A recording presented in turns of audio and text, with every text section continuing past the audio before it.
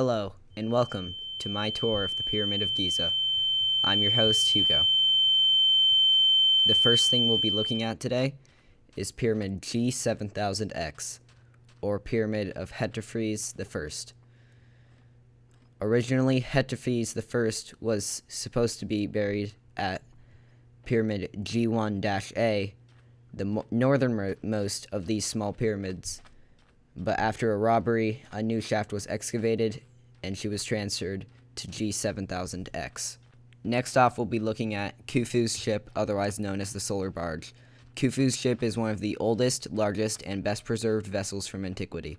It measures 43 meters long and 5 meters wide, and it was thus identified as the world's oldest intact ship. Now it's time for the main event, the Great Pyramid of Giza, standing at a whopping 146 meters tall and with a 230 meter length. This height allowed for it to hold the title of tallest building for around 4,000 years. It is currently the oldest world wonder. It is estimated that it weighs around 6 million tons. A popular theory around the construction of the pyramid is that it was built by aliens. And I mean, come on, it's obviously built by aliens, it's so big. Another important and logical theory is that there was a large ramp constructed on the side and slowly was built upward with the pyramid. Next, we'll be taking a look at the subterranean chamber. A proposed theory for this chamber was that this would be used as a final resting place for Khufu before it was abandoned. This theory would explain the multiple patches of bedrock left unremoved.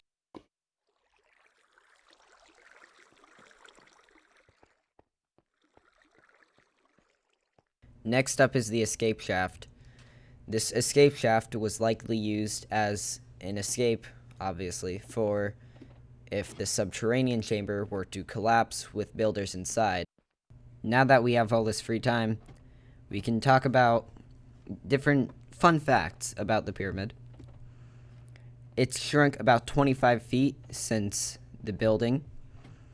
It would currently be impossible to build a 1-to-1 scale replica of this in real life, as we don't have the precise technology for it. It took almost 10 years to build, and there were about 100,000 workers on the Pyramid of Giza. Now for the Queen's Chamber. The Queen's Chamber is 5 meters north to south and 5 meters east to west, and is in the exact center of the pyramid. There's a small niche with a 1 meter indentation and 4 meter height, but has been since deepened by treasure hunters. There were 2 things of importance found in the Queen's Chamber, both of unknown purpose: a ball of black diorite and a bronze implement. The Grand Gallery, which is where we are now, was a 8 meter tall high passageway that led straight into the King's Chamber. You can now see me inspecting one of the 4 air shafts that, for some reason, I didn't build. We are now entering the King's Chamber. Above the King's Chamber are 5 different chambers, 4 of which have flat roofs, and the 5th has a slanted roof. These chambers were not finished, but I didn't know that when I built them, so I made them look nicer.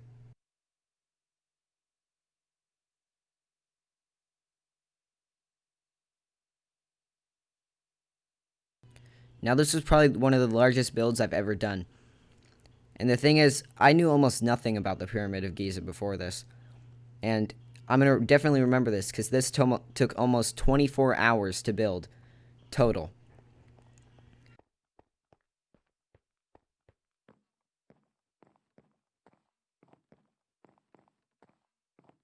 This now concludes the tour of the Pyramid of Giza. I would like to thank my friend Bean for helping me with this pyramid. I would also like to thank our fallen comrades: Gerald the Pink Sheep, Jeff the Trapped Enderman, and Speed the Horse. He's just a horse.